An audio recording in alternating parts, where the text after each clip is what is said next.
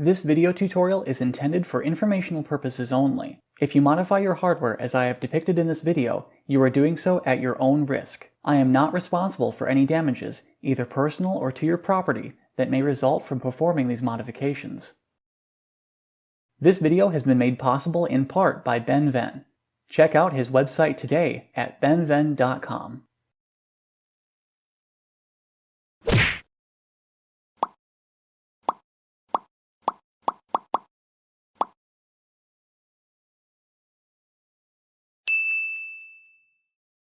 Hey guys, I'm Kyle, and welcome back to my channel. It seems like everybody went crazy over my beard in my first tutorial video, where I showed the internet how to mod a Gameboy Color with a backlit screen. People also asked a lot of questions about the Game Boy modding process, making me realize that I still had quite a few more things yet to cover. So I'm back today, nearly 6 months later, to do a Q&A video and answer your questions, and provide some important details about the mod, some of which I myself didn't even know back then. So stick around, because you'll probably learn a thing or two today.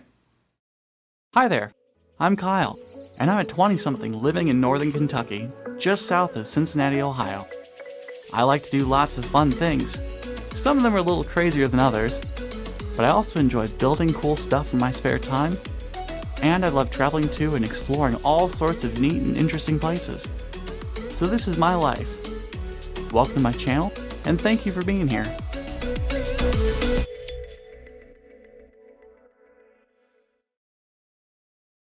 If you haven't seen my original backlit Game Boy Color modding tutorial, I've posted a link to the video in the description below so you can check it out. And I highly recommend that you do so. Otherwise, you'll probably have no idea what I'm talking about today. Now let's dive headfirst into some questions.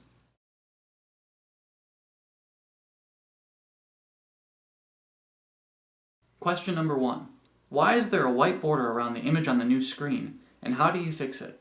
To put it as easily as I can, that's the way the ribbon adapter was programmed. The Game Boy Color's original display has a resolution of 160 by 144, and the AGS-101 display from the second generation Game Boy Advance SP has a resolution of 240 by 160. That's a difference of 80 pixels wider and 16 pixels taller than the original display. BennVenn programmed his adapter to utilize the AGS-101 screen at a ratio that is 1:1 to that of the original Game Boy Color screen. That means that every 1 pixel on the original screen fills exactly 1 pixel on the new screen. An exact match, albeit the pixels on the new AGS-101 screen are slightly smaller. This means that there are a total of 15,360 pixels on the new screen that do not receive any image information whatsoever from the Game Boy Color, and thus they're displayed white, which is their default color. Ben designed his ribbon adapter cable this way for several reasons, the foremost reason being cost effectiveness. It would have been more expensive to incorporate the proper components on the ribbon adapter that would be required to drive these additional pixels. The second reason is for complexity's sake, and to ensure a quality and reliable product that would not fail. As you saw in my original tutorial video, my first ribbon adapter, which was part of BennVenn's very first batch, had an issue with powering the screen's backlight, which was caused by a broken wire in the adapter ribbon itself. Now, I was able to bypass the circuit and power the backlight via an alternate method, but that problem could have been even further complicated by there being additional components on the ribbon, which would be required to drive more pixels. So as you can see here, Ben made his second batch of ribbon adapters slightly thicker than the first, thus decreasing failure rate and significantly increasing quality, reliability, and durability. Anyways, I did mention this question about the white border problem to Ben, and he said that a black screen border option may be coming to a future revision of his ribbon adapter. Just remember, in all of this, just like with anything else, it's first important to get the recipe right before adding extra things. Now, in order to fix the white border problem on your own, you currently have no other option than to use black tape to cover up the unwanted portions of the screen. Many have speculated that it'd be a really good idea to use black electrical tape, since it is very opaque and doesn't let any light through. However, electrical tape has sticky edges that can be very messy and collect dust, and it can sometimes leave behind a sticky residue when peeled away from a surface. Ben recommends using solid black Kapton tape, which is thinner than electrical tape and doesn't have the sticky edges. I've attempted to find that kind of tape online, and I've been relatively unsuccessful in doing so. So I've opted to use matte black vinyl to cover up the white parts of the screen. I personally don't have much of a problem with the white border, so on my first modded Game Boy Color, I decided to leave it alone and not cover it up because I didn't feel like getting the screen messy. Even so, here's a brief tutorial on how to cover up the white border on the new screen. To purchase a sheet of black vinyl, head over to the eBay website and search for matte black vinyl, which should yield a wide variety of results to choose from.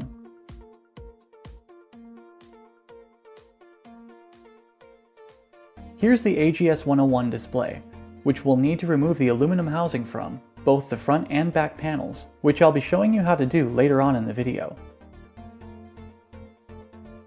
In order to cover the white border on the new screen, we'll need to make some preparations. To protect the ribbon and insulate it from electrical interference, use some strips of electrical tape to cover the aluminum panel attached to the back half of the Game Boy Color's shell. This may seem like an odd first step for this task, but I promise it will all make sense in a moment.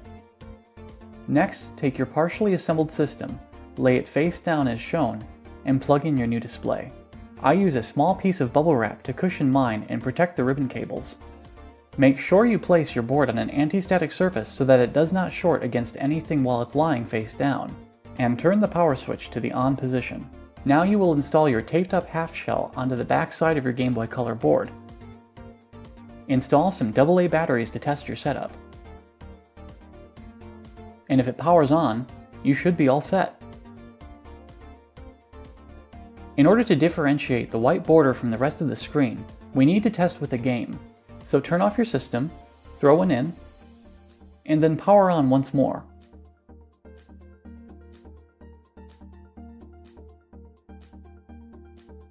Next, we'll be cutting up a sheet of matte black vinyl into strips that will be large enough to cover up the undesired parts of the screen.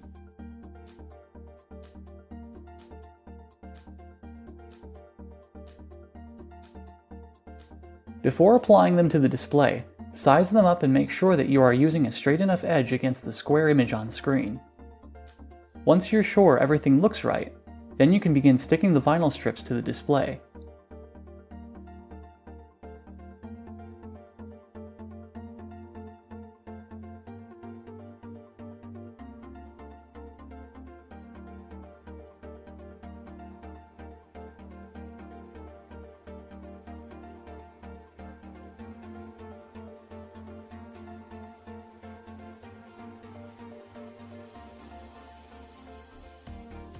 After it's all said and done, you can either choose to trim some of the excess hanging over the sides, or fold them over.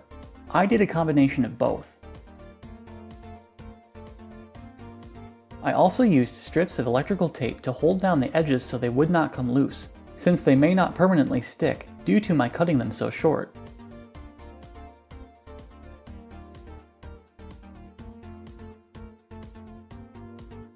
And here is your finished product.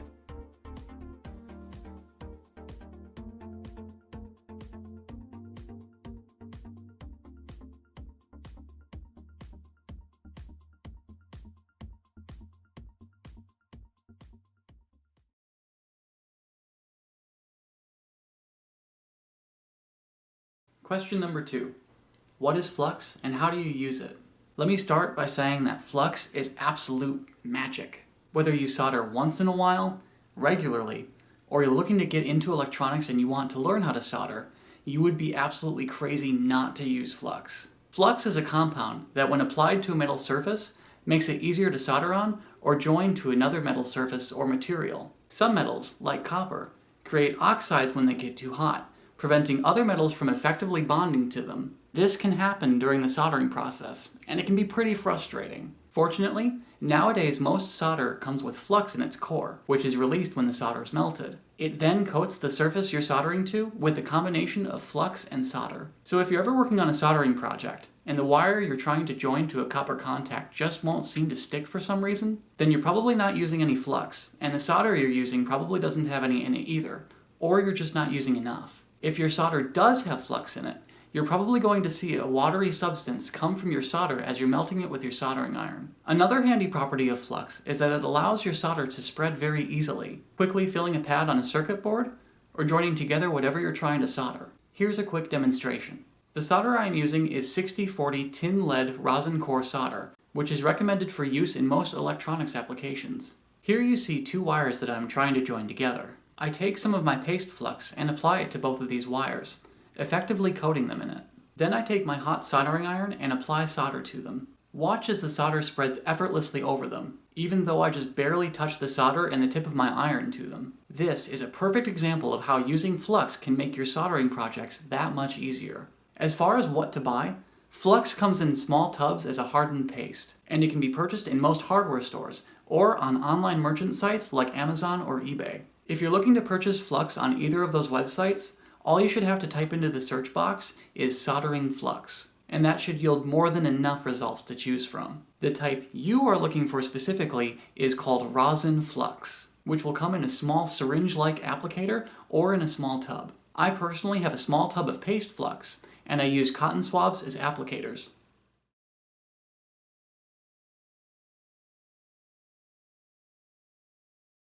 Question number 3.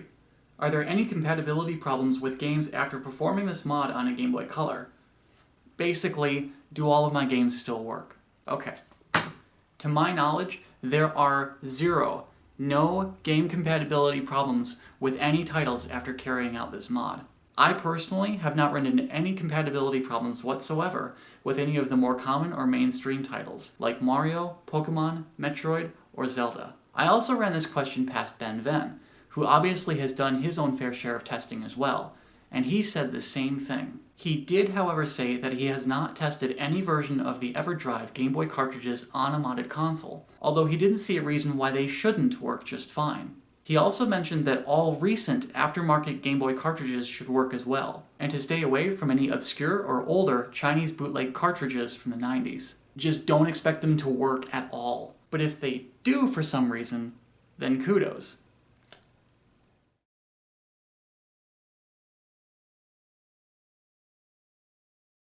Question number 4. Are there any hardware limitations to this mod? Yes. At least there was. This answer has changed for the most part only in recent months. I failed to mention in my original tutorial that the use of BennVenn's ribbon adapter was only advisable for use in Game Boy Color handhelds with 2 specific CPU models. The 2 acceptable models were CPU versions 5 and 6. These 2 CPU models, when present in modded systems, give the most reliable video output. The reason that it wasn't recommended to perform this mod on Game Boy Colors with CPU models 1, 2, 3, or 4 was because there is a difference in how those 4 versions of the Game Boy Color CPU handle video information. This difference in hardware is known to cause anomalies and artifacts on screen for modded Game Boy Colors that use those 4 early versions of the CPU, while CPU models 5 and 6 produce pretty much no video issues at all. The CPU model for all Game Boy Color handhelds is printed on the system's main board in a rather inconvenient location, which means you need to completely disassemble your handheld in order to see which version of CPU it has in it. The Game Boy Color that I modded in my original tutorial video was thankfully CPU version 5. I lucked out big time when making that video, and at the time I didn't even realize that those CPU differences would be a potential problem. So when this all later came to my attention, I knew that I needed to find a much easier way to determine the CPU model in these handhelds. I certainly didn't want people to go on eBay and purchase consoles with the wrong version in them. Thankfully, I was able to discover that Nintendo actually printed the CPU model as a 2-digit number on the system board and in a location that can be easily seen from inside the battery compartment. As you can see here, the number can be found on the lower left, beneath the spring for the negative battery terminal. Please remember that CPU versions 2 through 6 will have a visible number in this location, whereas CPU version 1 will be blank. Dear Internet, you're welcome. Fast forward to now, and BennVenn has created a workaround for the video glitching issue in previously unsupported Game Boy Color CPU models. This tiny chip is called the Gizmo, as you can obviously see Ben has named it. Gizmo stabilizes and cleans up the signal coming from the Game Boy Color's crystal oscillator to minimize or completely get rid of display glitches, and it can be used in all Game Boy Color models with all 6 versions of the CPU. Here's a detailed mini tutorial on how to install one. Here's our Gizmo module, which we need to prep for installation into our system. I use flux in this process, which you see me melting with my iron in order to put it on a cotton swab applicator. However, Depending on the type of solder you are using flux may not be required. I apply flux to the 4 corner contacts we will be soldering to on the gizmo. Then I melt some solder onto the contacts.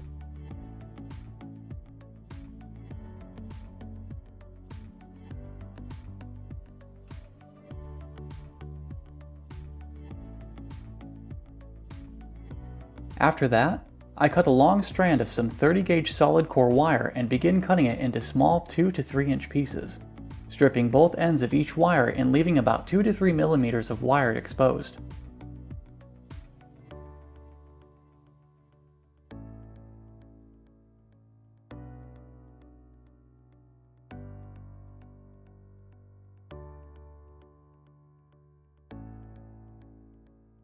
To ensure a good connection, I dip each end of the exposed wires into my flux so that it can attach to the solder contacts I've put on the gizmo, and then I solder each of them to the board.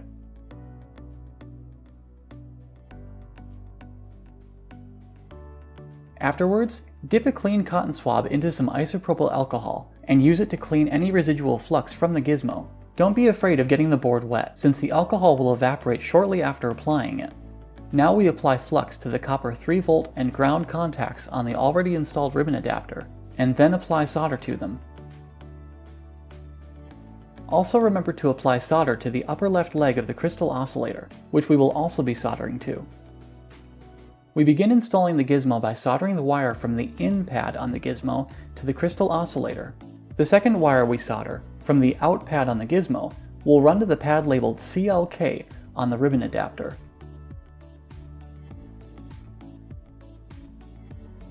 We do the same thing for the third wire, which runs from the ground pad on the gizmo to the ground pad on the ribbon.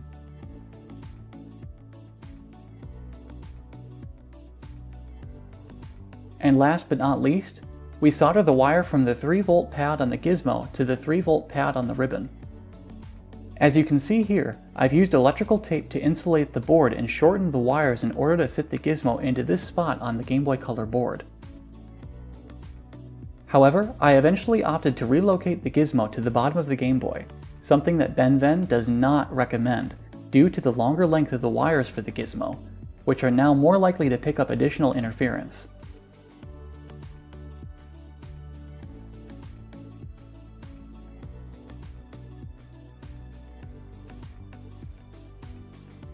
Before moving on to the next question, I feel that it bears quickly mentioning that Ben is planning on integrating the gizmo into a future revision of the ribbon adapter, so that in the future you won't need any extra components or need to do any extra soldering work.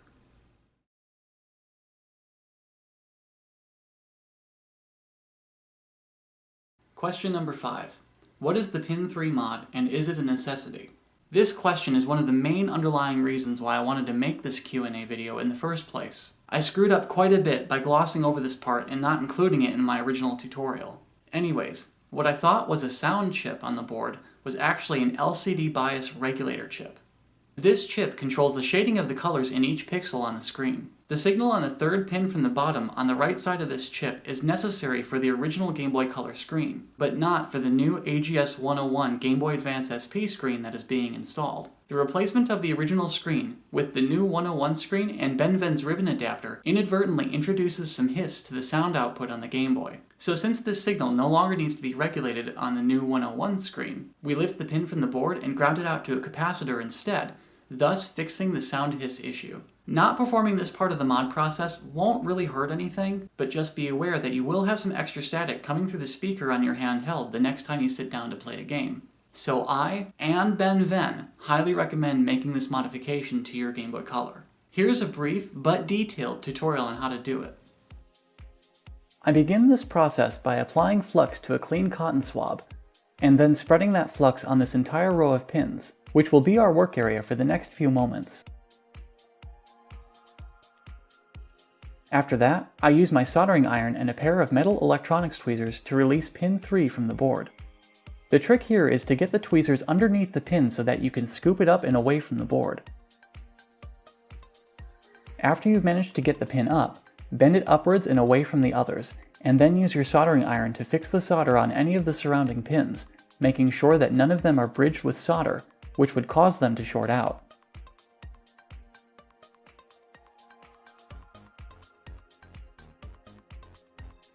Next, we will once again use isopropyl alcohol and a clean cotton swab to clean the area of any residual flux.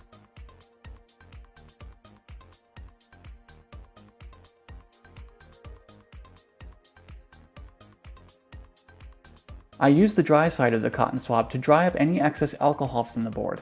However, this isn't all that necessary, since what's left will evaporate into the air.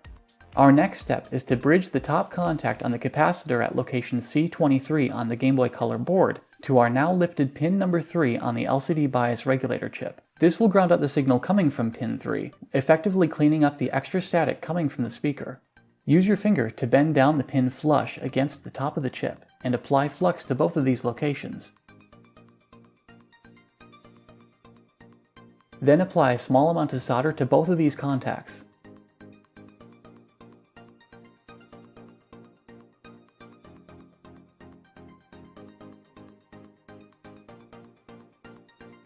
Next, cut a small 1-inch strand of wire, stripping 2 to 3 millimeters from either end,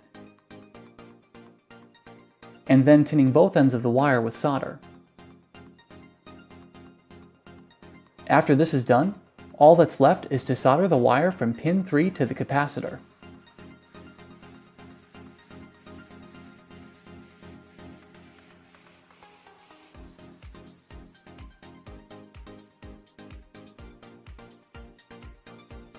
Then just clean up the work area with some more alcohol.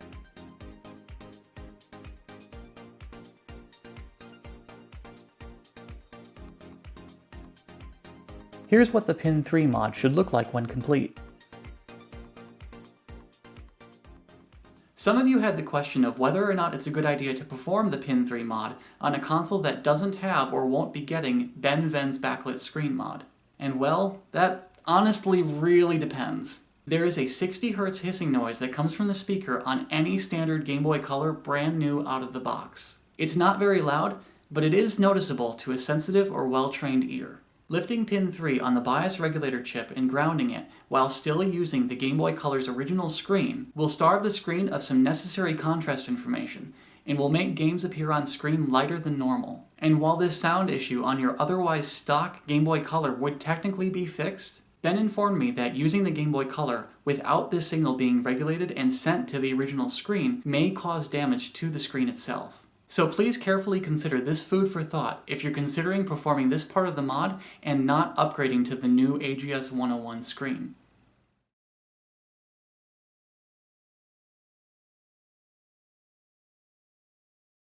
Question number 6. WTF happened to your beard? Alright, so here's the story. When I was really little, I was playing outside at a picnic with some of my siblings, and a thunderstorm rolled in. It started to rain, and before we could all make it inside, I got struck by lightning, which put me in a coma for 5 months. Okay, that's ridiculous, and that didn't happen. In all honesty, my facial hair just grows like that. I have absolutely no idea why it grows white in that one patch on my chin. It just does for some reason, and I liked how it looked, so I decided to grow it out for a while. In fact, I had worn my facial hair as a goatee for over 5 years, but I recently decided that I wanted to change my look a little bit. So that's pretty much why I shaved it off. And it may at some point make a reappearance again in the future. Who knows?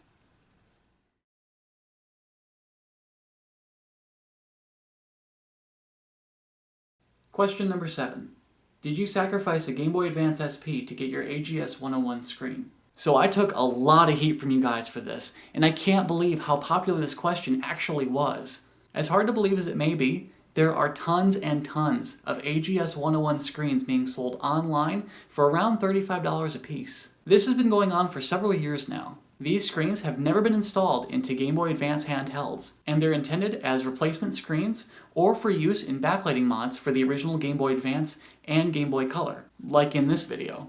The prices of these screens have also dropped dramatically in recent months. They're down from over $50 to $35 or less per screen. That's a 30% drop in price.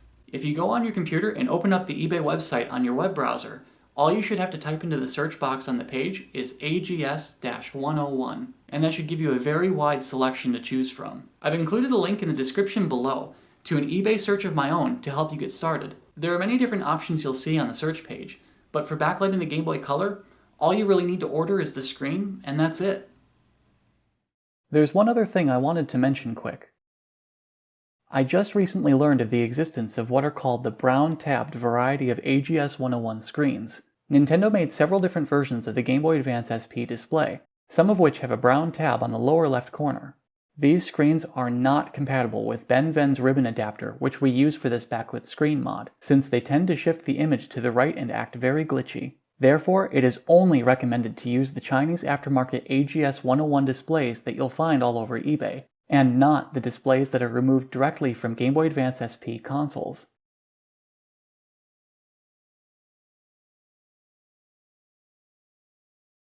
Question number 8. Is there a better way to fit everything inside the console shell after the mod? Yes. There are several good ways to help all of the new components fit comfortably inside of the Game Boy Color shell. As you probably already saw in my original tutorial video, my backlit Game Boy Color didn't fully close up all the way after I completed modding it. This time around, I've got a few more good tricks up my sleeve that can help you avoid the same problem. Here are all of the currently known ways on how to avoid this, as well as brief tutorials on how to perform each of them. This first part should come as no surprise, since we need to remove the power LED from the board in order to make room for the new display. I felt that I didn't show this clearly enough in my first tutorial, so I wanted to briefly cover it again. To desolder this LED from the board, we'll need to apply heat with our soldering iron to both of these pins. You see here that as I heat up each contact, I rock the LED back and forth, pulling the heated and loose pin out further, and then holding it in place while the solder quickly cools again.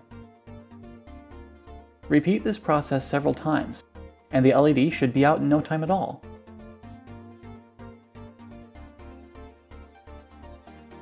Earlier in this video, you saw that I removed the AGS 101 display from its aluminum housing. We do this because the housing takes up an extra bit of space in the front side of the console, and real estate inside the Game Boy Color's shell is sparse at best. To remove the middle housing from the screen, use a razor blade to get underneath the overlapping lip and release the plastic clips holding it in. Please be careful not to cut yourself while doing this. You will need to release clips on all four sides of the display in order to remove the front half of the shielding.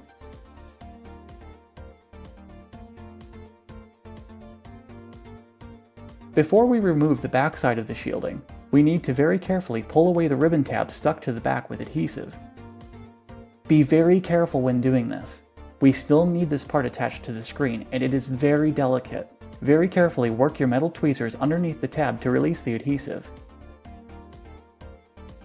You may also need to use your razor blade a little bit to fully remove it.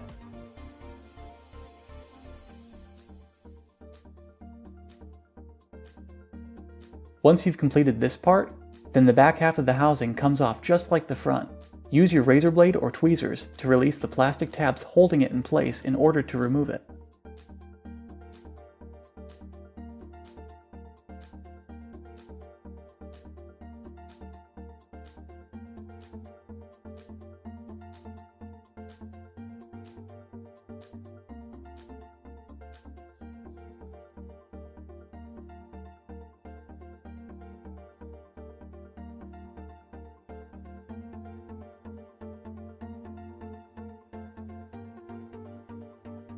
After the shielding is completely away from the screen, stick the tab to the back of the screen once more. And that's how you remove the housing from the display.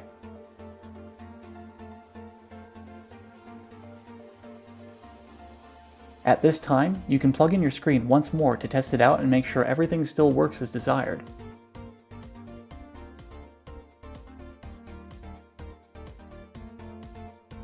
Something rather cool that not a lot of people have really taken advantage of is some custom machined Game Boy Color shells from BennVenn's own website. He uses a CNC router to remove the plastic frame, meant for holding the Game Boy Color's original display in place, from the front part of the shell. This is essentially what I did with my rotary tool in the first video, except Ben's looks a lot cleaner than mine did.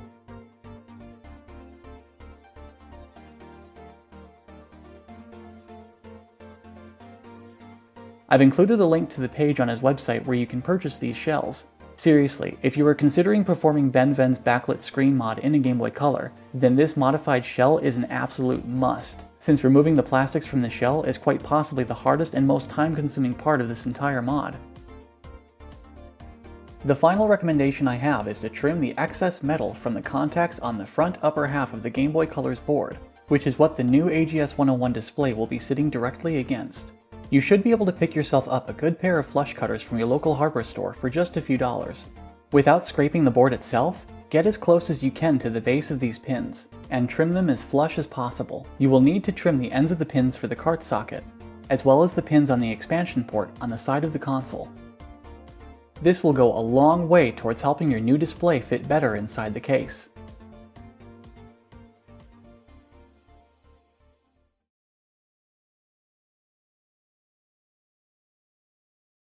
Question number 9.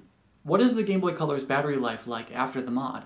Great question! I decided to find this out for myself. I went to the store and bought some brand new Energizer Max AA batteries, put them in my modded Game Boy Color, set it in front of a camera and turned it on, and waited for it to die.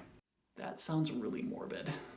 This battery test clocked in at almost 9.5 hours of battery life. The exact time the battery died was around 9 hours and 25 minutes, where the console just powers off and that's pretty much it. Please remember that depending on the age and brand of the AA batteries that you use in your modded Game Boy Color, your battery life results will more than likely be slightly different from mine. I set my camera to take a picture of the Game Boy and my timer every 5 seconds, so the actual time-lapse video clip ended up being about 4 minutes long. For those whom it may interest, I also posted the full time-lapse video clip here on YouTube as well, and have put a link to it in the description below.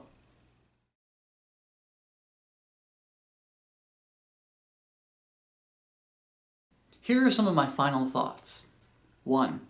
BennVenn stands by his work, and he works very hard to make all of his mods accessible to everyone, whether you go into the modding process with any prior electronics knowledge or not. This entire modding process for the Game Boy Color is relatively easy, as long as you have all of the right tools and at least some prior practice with a soldering iron. It may be a good idea to test your soldering skills on a few pieces of wire first, before you try tackling a soldering project of this size. Become comfortable using a soldering iron. Practice makes perfect. And remember to take your time on things.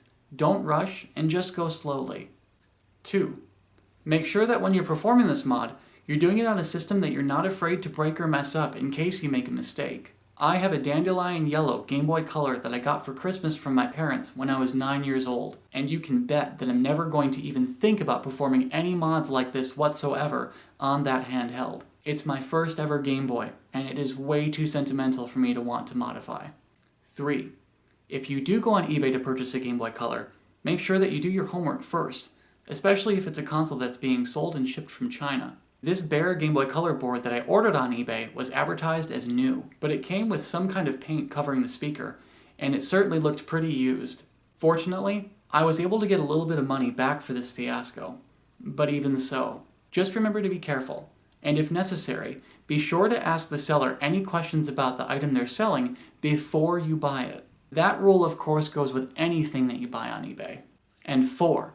BennVenn has officially made me his US builder of the backlit Game Boy Color. Ben lives in a remote part of Australia, and he's received a lot of demand to have someone in the US build and ship these systems, complete with his backlit screen mod. So if you would like me to build you a custom backlit Game Boy Color, feel free to drop me a line at my YouTube email address, which I've put a link to the page you can find it on in the description below. Well, that's about it for this video. Please keep an eye out for my completely redone backlit Game Boy Color tutorial video, which will be on the way very soon. In it, I hope to show off some other neat mods that BennVenn also created for the Game Boy Color. Speaking of which, I want to extend a very special thank you to BennVenn himself. Dude, seriously, thank you so much for your help with this. Without his hard work and input, this entire video would not have been possible. I've posted links to his Facebook page, web store, and his YouTube page in the description below. So guys, like his pages, subscribe to him, and show him some love. Also, I take a lot of pride in all of my content, including creating my tutorials and making them as helpful and accessible as possible to everyone. So if you have any questions about anything I mentioned in this video, feel free to ask your questions in the comment section below. And if you like this video, go ahead and hit the like button, and please consider subscribing to my channel if you enjoy my content and want to see more. As always, I really appreciate your support. And let me know what you guys think of my new outro music too. Thanks again so much for watching, guys. Stay awesome, and I'll see you in the next video.